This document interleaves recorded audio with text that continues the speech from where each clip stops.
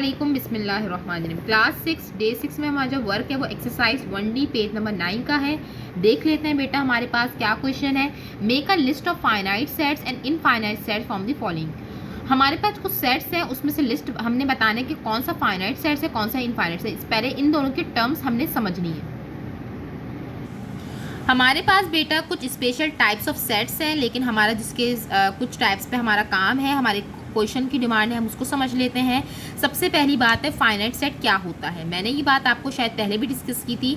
ऐसा set, a finite set contains a finite और limited number of elements. ऐसा set जिसमें हम नंबर ऑफ एलिमेंट्स लिमिटेड हो, जिसे हम गिन सकते हो, ऐसा सेट जिसमें नंबर ऑफ एलिमेंट्स को हम गिन सकते हो, लिमिटेड हो, ऐसे सेट को हम क्या बोलते हैं, फाइनाइट सेट। आपके सामने एग्जाम्पल है, a set of the number of days in a year.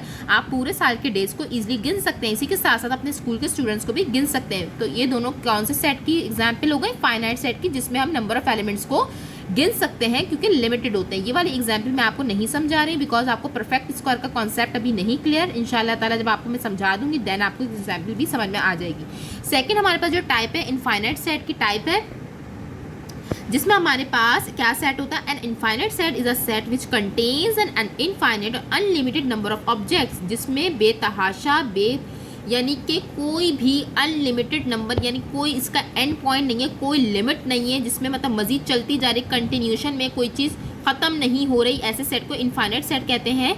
ऐसा सेट जिसमें अनलिमिटेड नंबर ऑफ ऑब्जेक्ट्स हो, जिसे हम गिन नहीं सकते, अनलिमिटेड हो बहुत, जिसे हम गिन नहीं सकते, ऐसे सेट को इनफाइनाइट सेट कहते हैं। जैसे कि मिसाल है, a set of the number of stars in the sky. क्या आप अपने आसमान के ऊपर स्टार्स को गिन सकते हैं? बिल्कुल नहीं गिन सकते क्योंकि वो इनफाइनाइट है, उसको हम गिन नहीं सकते। और the grains of sand in a desert in infinite set. आपकी जो ये डेजर्ट बनाया हुआ है, इसकी मिट्टी को, इसकी सैंड को आप गिन सकते हैं। तो ये आपके पास मिसाल है इनफाइनाइट सेट की। इसी के साथ साथ मैं आपको जब इंटीजर समझाऊंगी तो ये वाली एग्जाम्पल भी मैं आपको समझ में आ जाएगी। चलते हैं क्वेश्चंस की तरफ। हमारे पास क्वेश्चन नंबर 1 में यही हमें बताना है कि फाइनाइट सेट कौन से, इनफाइनाइट सेट कौन से। तो आपने क्वेश्चन लिखना है, उसी के नीचे उसका जवाब, क्वेश्चन आंसर, ठीक है। 1 वर्ड आंसर में आपने लिस्ट नहीं बनानी, आपने इसी तरीके से जवाब देना है।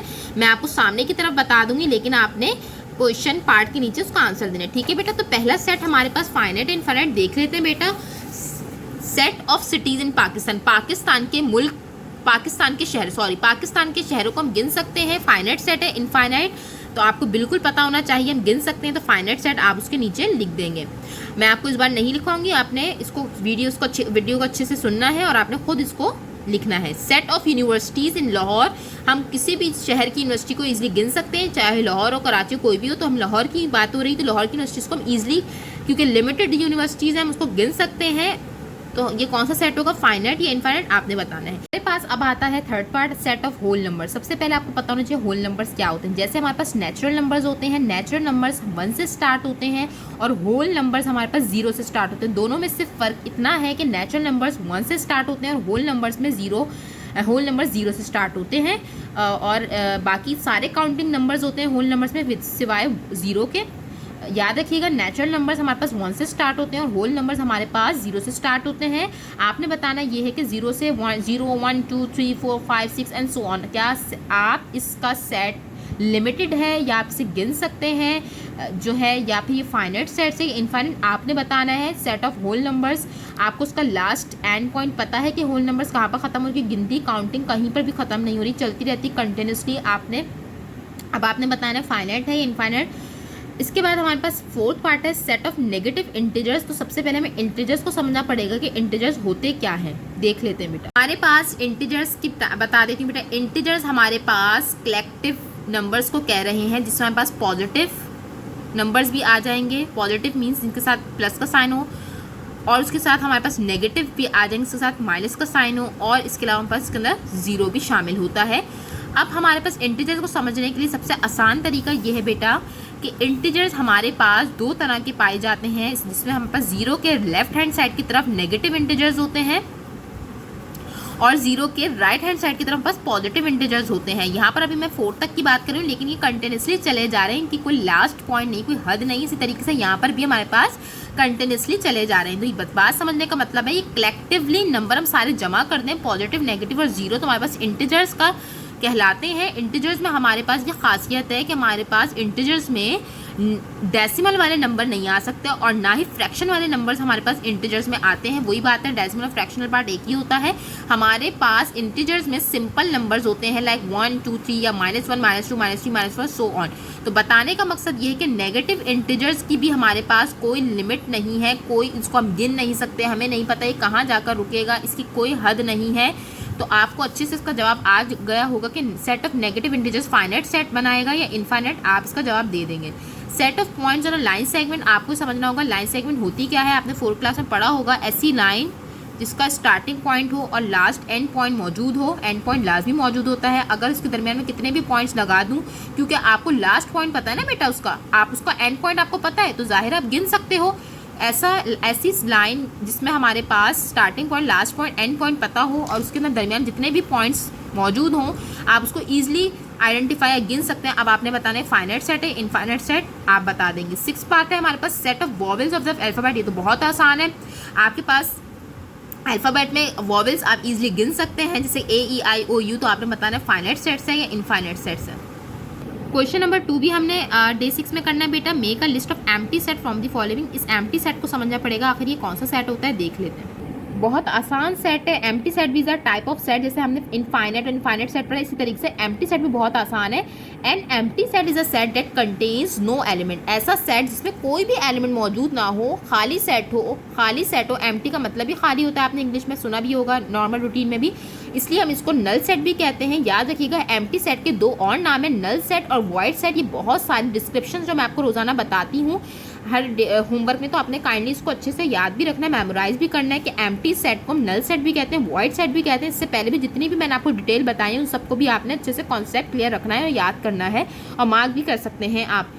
इसी के साथ साथ एम्प्टी सेट एक ऐसा सेट होता है जिसमें कोई एलिमेंट मौजूद नहीं, तो इसको आखिर रिप्रेजेंट कैसे करते हैं, डिनोट कैसे करते हैं, इसको आखिर शो कैसे करते हैं। तो इसका 2 तरीके होते हैं, या तो आपको इस तरीके से शो कर दो, कर्ली ब्रैकेट्स बना दो, बीच में कोई भी एलिमेंट, जाहिर है कोई भी सेट एलिमेंट मौजूद नहीं है, खाली छोड़ देंगे, या फिर आप इसको इस तरीके से बना सकते हो, लाइक आपने ओ बनाया, उसके ऊपर आपने इस तरीके से कट कर दिया। तो दोनों आपके पास राइट एम्प्टी सेट को रिप्रेजेंट करने का तरीका, चाहे ये बनाओ, दोनों ठीक है हमारे पास। एम्प्टी सेट क्या होता है, जिसमें कोई भी एलिमेंट मौजूद ना हो, जैसे कि मिसाल दी हुई ना, a set of names of months beginning with के इज एन एम्प्टी सेट। कह रहे हैं ऐसा सेट बनाएं जिसमें हमारे पास ऐसे मंथ के नाम लिखने हैं जो स्टार्ट होते हैं बिगनिंग यानी स्टार्ट होते हैं के से। अब आप बताएं 12 महीनों में से कोई ऐसा महीना है जिसको हम के से स्टार्ट होता है, उसका नाम के से, जिसकी स्पेलिंग के से स्टार्ट होती है। तो जाहिर है कि एम्प्टी सेट है, क्योंकि हमारे पास ए सेट में कोई भी सेट नहीं मौजूद, क्योंकि ऐसा कोई महीना ही नहीं है। तो चलते हैं क्वेश्चन की तरफ। हमारे पास बेटा क्वेश्चन नंबर 2 है, make a list of empty set from the following. हमने जैसे क्वेश्चन नंबर 1 में जवाब दिया था, पार्ट 1 आंसर, पार्ट 2 आंसर, इसी तरीके से आपने इसमें भी करना है। ब्लैक पॉइंटर से आपने लिखना है, उसके बाद उसका आंसर देना है कि एम्प्टी है या नॉन एम्प्टी सेट है। अब आपके सामने पहला पार्ट है set of whole numbers between 9 and 10। ऐसा कोई नंबर है जो 9 and 10 के दरमियान में आता है, होल नंबर, ऐसा कोई है नंबर। तो बताना ये है कि ये एम्प्टी सेट है या नॉन एम्प्टी सेट है। एम्प्टी सेट की स्पेलिंग आपके सामने ये रही, और नॉन एम्प्टी सेट की स्पेलिंग भी बता देती हूँ मैं आपको, नॉन एम्प्टी सेट, ठीक है बेटा। हमारे पास पहला set of whole numbers between 9 और 10 के दरमियान होल नंबर मौजूद है। ये एम्प्टी सेट है, खाली सेट है या नहीं है, आपने बताना है। खुद सोचें कि 9 और 10 के दरमियान कोई नंबर आता है। Set of people who landed on Mars before 1994। ये कह रहे हैं कि ऐसे पीपल का सेट बताएं जो 1994 से पहले मार्स पे गए थे। मार्स एक प्लैनेट का नेम है, आपको अच्छे से पता होगा। 1994 से पहले मार्स पे कोई गया था, मार्च पे कोई जा सकता है, वैसे तो पहली बात है सोचने वाली बात, 1994 से वो भी पहले। तो आपने बताना है ये एम्प्टी सेट है, नॉन एम्प्टी सेट है। तीसरा हमारे पास है set of integers between 4 and 6। दोबारा कह रही हूँ, इंटीजर्स हमारे पास पॉजिटिव भी हो सकते हैं, नेगेटिव भी हो सकते हैं। अभी हमारे पास पॉजिटिव की बात हो रही है। Set of integers between 4 and 6। 4 and 6 के दरमियान इंटीजर्स, बेटा इंटीजर्स सिंपल हमारे पास होल नंबर्स भी होते हैं, जैसे कि 4 के बाद 1 2 3 4 5 6। तो 4 और 6 के दरमियान में कोई नंबर आ रहा है, क्योंकि इंटीजर्स है ना, सिंपल हमारे पास कंटिन्यूसली चले जाते हैं। तो ये एम्प्टी सेट है या नॉन एम्प्टी सेट है, आपने बताना है। Set of even primes. हमारे पास ऐसा कौन सा नंबर है जो इवन भी है और प्राइम भी है। तो ज़रा गौर फिक्र करें, तो मैं आपको कल बता चुकी हूँ कि हमारे पास 2 ऐसा नंबर है हमारे पास बेटा फोर्थ पार्ट है सेट ऑफ इवन प्राइम्स। मैंने आपको कल ही बताया था हमारे पास एक ऐसा नंबर होता है 2 जो कि इवन नंबर भी है, सबसे इवन नंबर भी है हमारे पास और प्राइम नंबर भी है। इवन नंबर क्या होते हैं? जो 2 से डिविजिबल होते हैं, जिनका पेयर होते हैं। और प्राइम नंबर क्या होते हैं हमारे पास? जिन अपने टेबल में आते हैं और 1 के टेबल में आते हैं। और आपने देखा है कि 2 जो है हमारे पास वाहिद एक ऐसा नंबर है जो इवन भी है और प्राइम भी है, क्योंकि 2 प्राइम नंबर भी है और इवन नंबर भी है। तो जाहिर है इसके अंदर सेट में एक भी अगर एलिमेंट आ जाए, अगर एक भी एलिमेंट आ जाए किसी भी सेट में, तो वो एम्प्टी नहीं रहता, बल्कि क्या बन जाता है? Non empty set. जैसे कि आपने ऊपर वाले ऊपर वाले पार्ट में भी देखा है ना कि 4 और 6 के दरमियान 5 आ रहा था, तो वो एम्प्टी सेट नहीं रहा, नॉन एम्प्टी बन गया।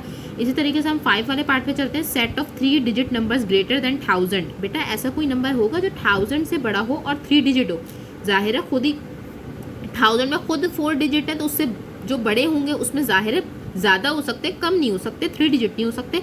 तो आपने बताना है कि क्या इसमें कोई भी एलिमेंट मौजूद था, क्योंकि जाहिर है कोई भी नंबर नहीं है, कोई भी एलिमेंट नहीं आएगा, क्योंकि 1000 से कोई बड़ा ऐसा नंबर ही नहीं है जिसमें 3 डिजिट हो। तो एम्प्टी नॉन एम्प्टी आपने लिखना है।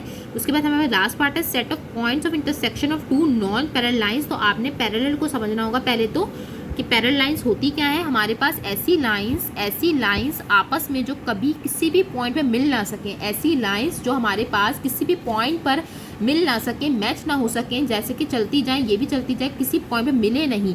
लेकिन जो नॉन पैरेलल लाइंस है वो ऐसी लाइंस है जो किसी पॉइंट पर आपस में इस तरीके से मिल जाएं, यूँ मिल जाएं, किसी भी तरीके से मिल सकती हैं वो, क्योंकि वो पैरेलल नहीं है एक दूसरे के। तो set of points of intersection of 2 non parallel lines, जाहिर है इंटरसेक्शन का मतलब मिलना, आपस में मिल जाना, इंटरसेक्ट कर जाना, आपस में मिल जाना, इंटरसेक्ट कर जाना। तो उनके दरमियान में पॉइंट्स हो सकते हैं, जाहिर है हो सकते हैं, क्योंकि वो इंटरसेक्ट कर रही हैं, नॉन पैरेलल लाइंस आपस में इंटरसेक्ट कर रही हैं। तो बिल्कुल पॉइंट्स हम गिन सकते हैं, उसको इंटरसेक्ट भी करवा सकते हैं, सॉरी गिनने का कह रही यानी इंटरसेक्ट हो सकती हैं। जाहिर है ना बेटा, नॉन पैरेलल लाइंस ना इंटरसेक्ट हो रही मिल रही हैं, तो बताना है एम्प्टी या नॉन एम्प्टी। मैं बेटा आपको टेस्ट के हवाले से गाइड कर दूं। आपने कॉपी को उल्टी कर लेना है बेटा, आपने कॉपी को रिवर्स कर लेना है, बिल्कुल इसी तरीके से मैंने आपको शो भी कर दी। कॉपी को आपने बैक साइड से आपने, क्योंकि आप सेकेंडरी में आ रहे हैं, फर्स्ट टाइम इसलिए समझा रही हूँ, बैक साइड से आपने कॉपी को जो है रिवर्स कर देना है। उसके बाद आप जब ओपन करेंगे तो एक पेज आएगा, उसको स्किप कर कर आपने इस पेज पर मिड टर्म टेस्ट पोर्शन का टाइटल पेज बनाना है, बिल्कुल तरीके से कैपिटल लेटर में, कोई भी आपने फर्दर मार्कर यूज़ नहीं करना, ब्लू और ब्लैक के अलावा, इसके अलावा कोई डिज़ाइनिंग नहीं करनी, बिल्कुल सिंपल सा आपने तरीके से बनाना है। उसके बाद आपने अपनी डेट प्रॉपर मेंशन करनी है, टेस्ट नंबर 1 जो कि मैं आपको दूंगी, यूनिट नंबर 1 जो भी नाम होगा आपने लिखना है, और अपना टेस्ट प्रॉपर तरीके से स्टार्ट करना है। बात याद रहे, काम साफ सुथरा होना चाहिए। जज़ाकल्लाह।